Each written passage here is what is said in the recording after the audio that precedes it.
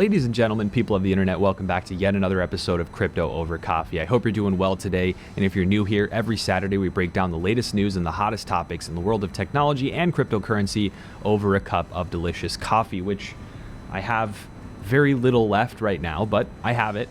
And I'm actually outside because I'm traveling, so my apologies for the background noise. I didn't have a better place to record. But that being said, today's episode is going to be all about one of the blockchain games that I'm most excited about this year and beyond, an opportunity from a cool Polkadot project that I think you might like, our usual 404 Logic Not Found segment, and more, so make sure you stick around for all the updates on today's show.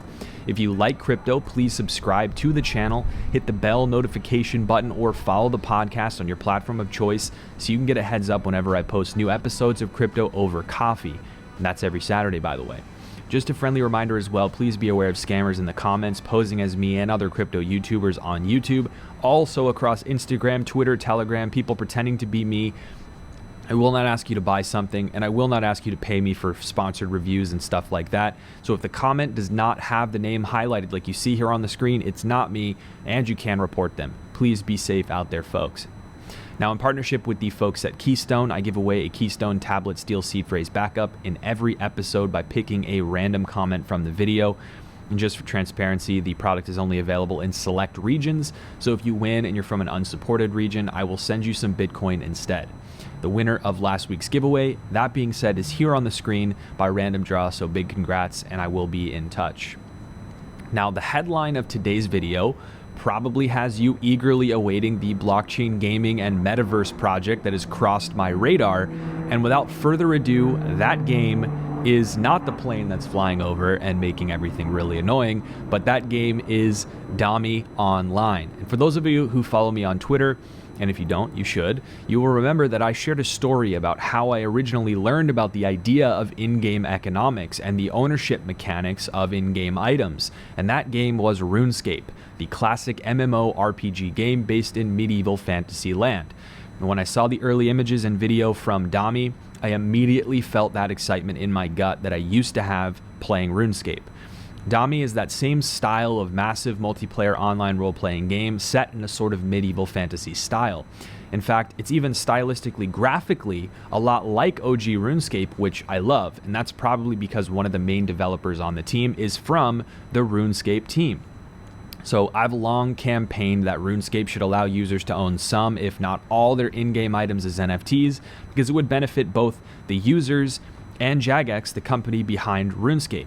Users would have true ownership of their in-game items and would be able to sell those items in the real world for real-world profit, and game developers would be able to take an advantage of and capitalize on the secondary market in terms of royalties to great effect. I mean, it's a no-brainer. So if Dami can capture even a fraction of the openness, immersion, and brilliantly balanced gameplay that RuneScape has delivered in years past, and then layer on the core tenets of blockchain and digital assets, I think we could have a real beast on our hands. From the last announcement that I saw, and I've been keeping really close track of this over the last several days, Dami is set to put out their alpha game in the latter half of 2022, and then releases will likely start to accelerate after that from there. Now, in the game, Dami is focused on providing a non-repetitive, dynamic gameplay experience that allows players to choose their own journey and playstyle, which is frankly missing from most of the popular blockchain games today, in my humble opinion. For example, some players might want to play the game as a play-to-earn mechanism, just to farm items and make money. And others might enjoy the pursuit of the rarest possible items by way of questing, which sounds a lot like RuneScape to me. There's something for everyone. That's what made RuneScape the biggest MMO in history. It's that level of dynamism where each player's gaming experience is dictated by their preferences of in-game task and style of play. There's some in-game mechanic for every person to get what they want out of it. Now, I don't want to go too far ahead of myself for the game here, right? Because it's still early days and there's a lot of risk in these where the product is not done yet and we're speculating about what it'll be like. I'm also not telling you to go FOMO buy this when it's available. However, this is one of the few games in this last little while that I've been instantly excited about, and that tends to tell me that there is some potential here. But I'll leave it to you. What do you think about Dami? Is my excitement warranted? What do you think we'll see? What do you want to see from them? Let me know in the comments. Thanks for doing that. Now, my friends, it is now time for our crypto market update, which we do every single week. And a big thanks to those of you who let me know in the comments that you like this update after the headline story. I know I can't make everyone happy, but your feedback is important to me, and this show is quite literally all about you and giving you information. So thanks for sharing that. But anyway, this past week or so was probably deja vu for those who wintered the late summer, early fall crypto period in 2021, with consistent volatility and prices dropping what seemed like every single week. And this week saw a major sell-off across the entire crypto market. And potentially those were tied to uncertainty in the traditional markets with the Evergrande issues in China and the usual market sell-off that comes with folks selling to pay taxes at the end of the year as that tax deadline looms for people. Well, I guess closing of the books. It's hard to say what caused the market to sell off in particular, but boy, it sold off. Bitcoin dropped to around 56,500 and Ether for a time traded below 4,000, with altcoins largely following suit. Now we've since recovered, but the only exception across the whole ecosystem for coins that didn't get hurt so bad is the gaming and metaverse altcoins, which, as you know, are all the rage right now, even if only a few are truly going to succeed long term. Still, it's nice to see a sector of crypto staying active and positive during a period of largely bad sentiment. And I can't know for sure, but my intuition tells me that this retraction in price and the subsequent consolidation was a bottom for the blue chip coins like Bitcoin and Ether. But it's really, really hard to say for sure. My hunch is that we will still see price discovery in late 2021 or early 2022. And that does not preclude us, though, from having another big drop or sell-off before that, particularly if political, economic, or other market conditions take a turn for the worse. I know I sound like a broken record. I always do. But the only way to protect yourself in this environment is to stick to your plan, to have a plan in the first place, and to focus on risk management. You're always going to lose some trades. You're always going to lose some ideas that you've made in the market. But if you have a plan, you can mitigate the potential disaster and exposure and damage that those losses can cause.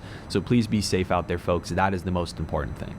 And speaking of having a plan, part of my personal plan is to do a lot of my volatility trading inside the tax-advantaged context of my cryptocurrency individual retirement account, or IRA.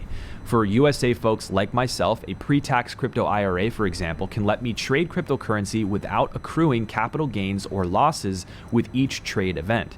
Therefore, I can trade the dips and all-time highs very aggressively, selling at what I think is the top, to stable coins or gold, and then at the next big sell-off, buy back in with all that capital that I sold to. For me, it's been a great way to grow my retirement funds and learn the ropes of trading without having to worry as much about the individual trade tax implications, if you will. Now, I want to caveat this by saying that you should always consult a tax professional and/or accounting professional to make sure you're making the right moves for your specific situation, and I'm neither of those things. I'm not a professional, so please take what I'm saying with a grain of salt and consult a professional before you make a big move, okay? That being said, though, I've been using iTrustCapital, a crypto IRA platform, for over a year now, and it makes the process of doing this crypto IRA thing super, super easy. I've actually talked about them on the channel a ton because they have a quality product that I really actually like and use all the time. But one thing people always commented about was their monthly fee. And that monthly fee to have an active account is what caused a lot of trepidation in opening an account with iTrustCapital for a lot of people.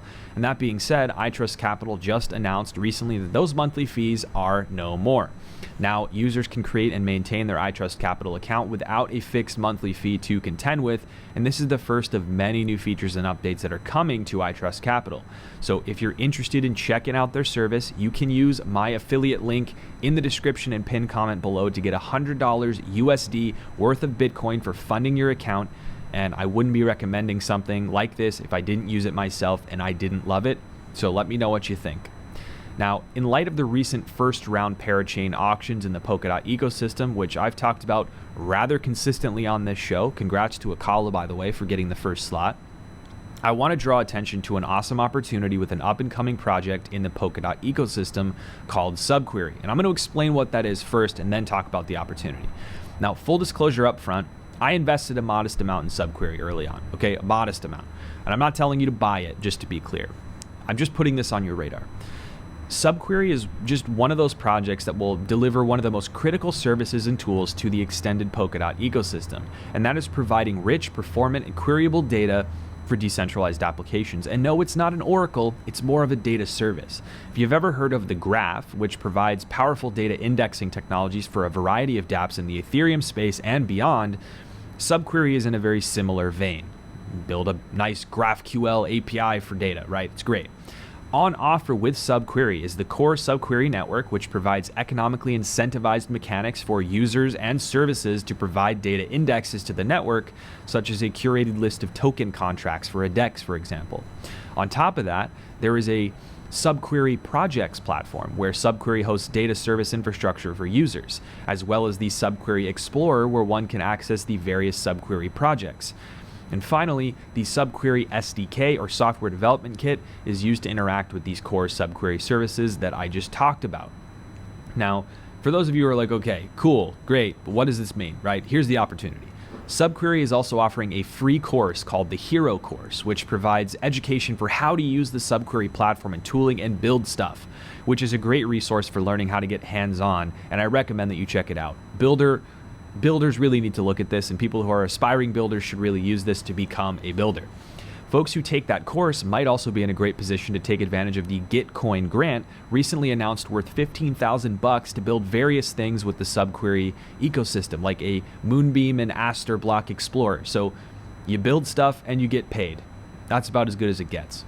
Now, ladies and gentlemen, it is now time for 404 Logic Not Found, and for those of you who are as of yet uninitiated in this little firecracker of a segment, I highlight notable tech-related fails or otherwise stupid moves in the world that need to get some attention. And speaking of attention, if you want to help this episode of Crypto Over Coffee get some attention from the algorithm robots, please hit the like button, get subscribed, follow the podcast wherever you get your podcasts, because it tells the robots that you're enjoying the content and others might also enjoy it, and I thank you so much for that in advance. It really does help the show.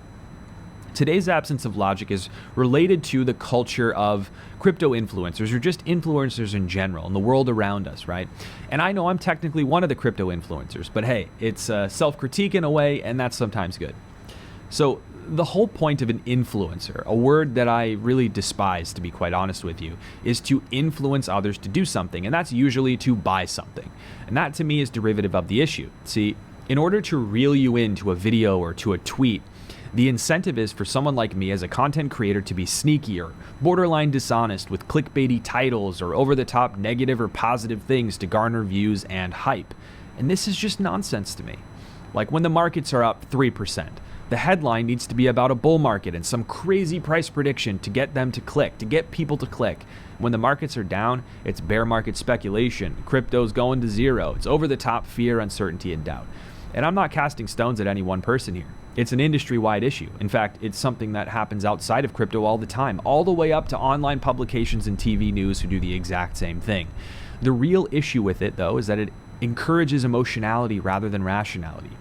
People start to emulate the polar opposite emotional responses to what a market's doing or what they're reading in the news, and they cling to every ounce of confirmation they can get for their biases. And this is to be human. It's totally normal. But real, tangible information that's balanced, or as balanced as possible, should be celebrated and amplified instead of these polar extremes, in my humble opinion. It only makes sense because it would be based on data, fundamentals, measurable components that lead to some theorized conclusion on video. However, sensationalism and clickbait rules the roost still in today's society, and it's not us creators who chose this reality. It's one that's sort of thrust upon us in a lot of ways by the incentive structures that are involved in making content. More eyes means more ads watched, which means more money for us and our families, and the same goes for online news outlets and TV news and basically any other outlet today. And you wonder why the process of sharing information is so woefully broken and biased in one direction or another depending on where you look.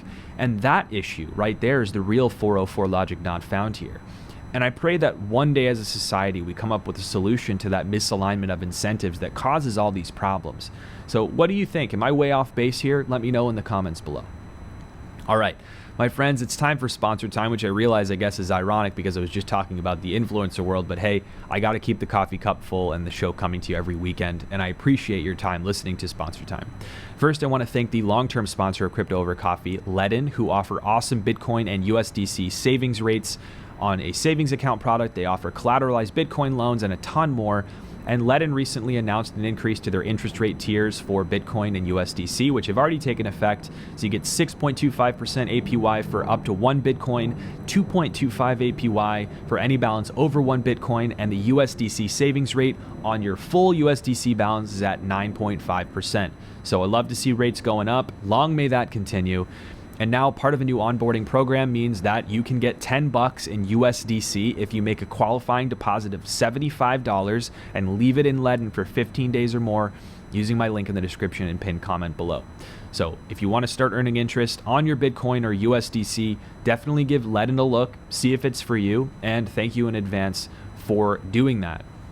Now, second sponsor of the day, I want to shout out my friends at Unstoppable Domains, who are kind enough to sponsor a few segments on the show. And I've been working with Unstoppable Domains since before they even launched a product. So really excited to have this long-term relationship with them and really thankful for what they've built in this space. But recently, Unstoppable Domains announced their launch on the Polygon sidechain, which is compatible with the Ethereum mainnet. With this integration, Unstoppable Domains users and customers can mint or claim their domains for free, and the gas fees associated with managing one's domains are likely to be reduced drastically with the ability to avoid the insanely expensive Ethereum mainnet. In fact, the cost savings is reflected in pricing for Unstoppable Domains as well, because Unstoppable Domains themselves no longer have to shoulder the ridiculous fees to subsidize customer transactions to the Ethereum mainnet. We know Ethereum is just not good for people who don't have a ton of money right now. Honestly, I'm really stoked that Unstoppable Domains has integrated Layer 2 tech because it now opens up their services to more and more users, and that's the whole vision here, decentralized tech for everyone.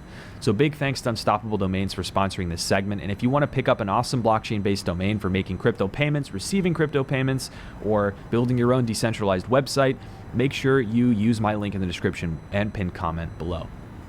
All right.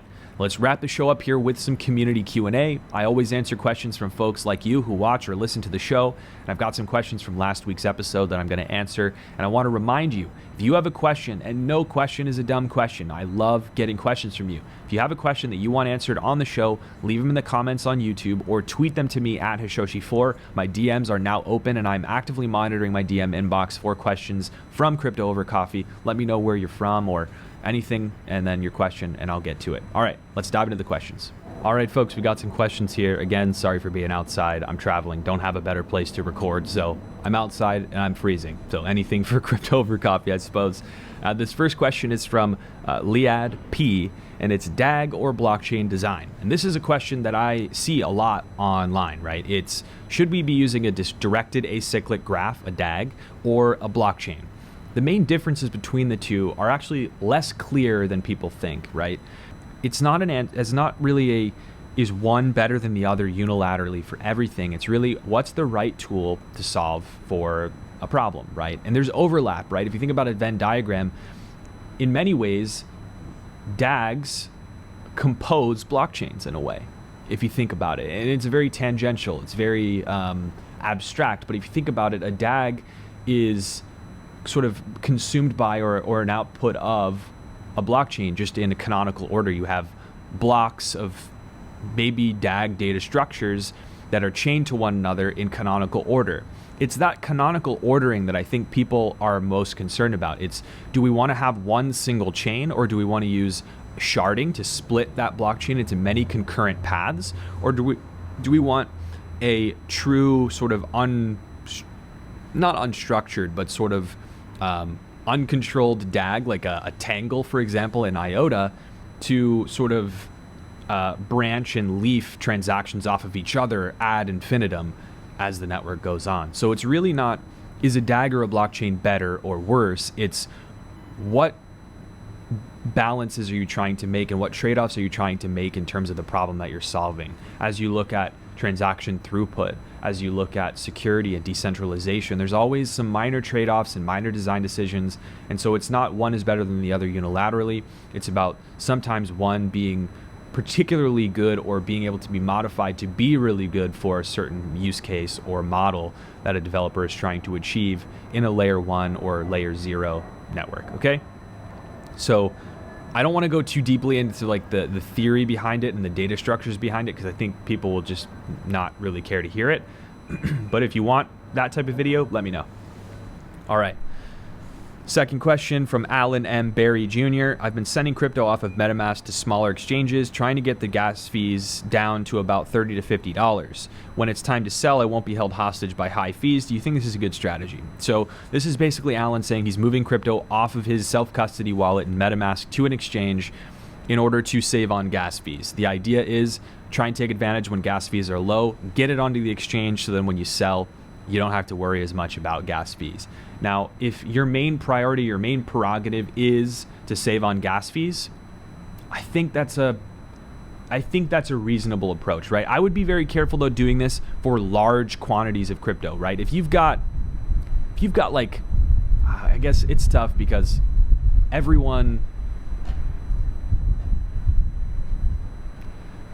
it's tough because what is a lot of money for some is not a lot of money for others. So I don't want to give you a number that's prescriptive and tell you if you send this much, it's not worth it.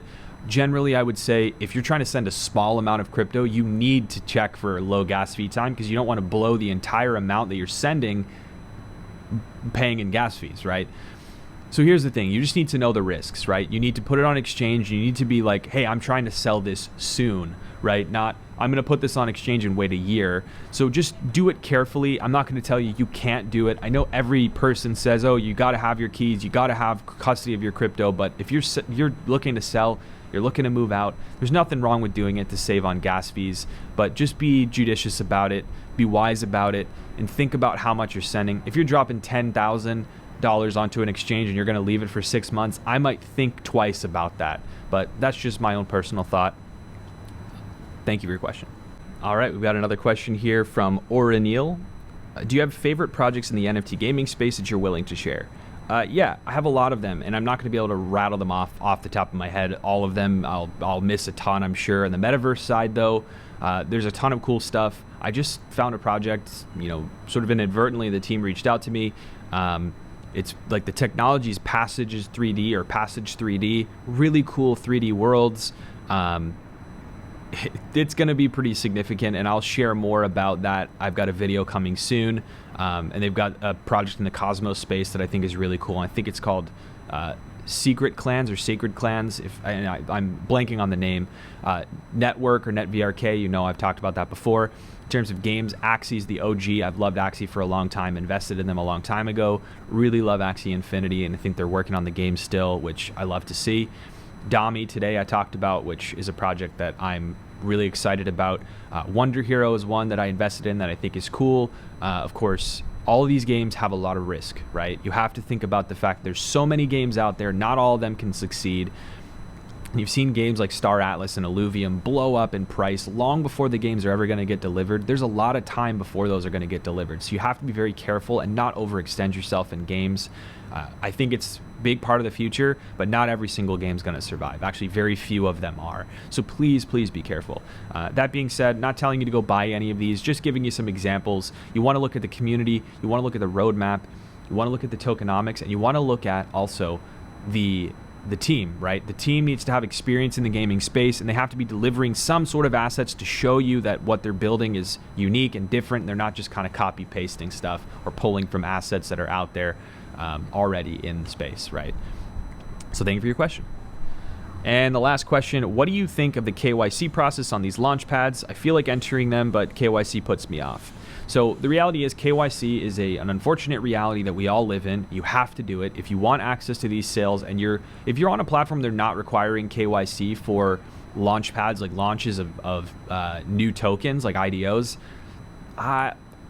I'd be hesitant to use them, because quite frankly, no one should be risking that regulatory scrutiny and regulatory issue, and projects that you buy that don't require KYC for their token sales are very likely at some point or another going to be part of any investigations or enforcement action that ends up being taken against these projects. The ones that do KYC, that check the boxes, that dot the I's and cross the T's, even though it sucks, that we might not like it from a privacy perspective, it's a necessary thing now, right? It's something that we all have to deal with and we all have to contend with.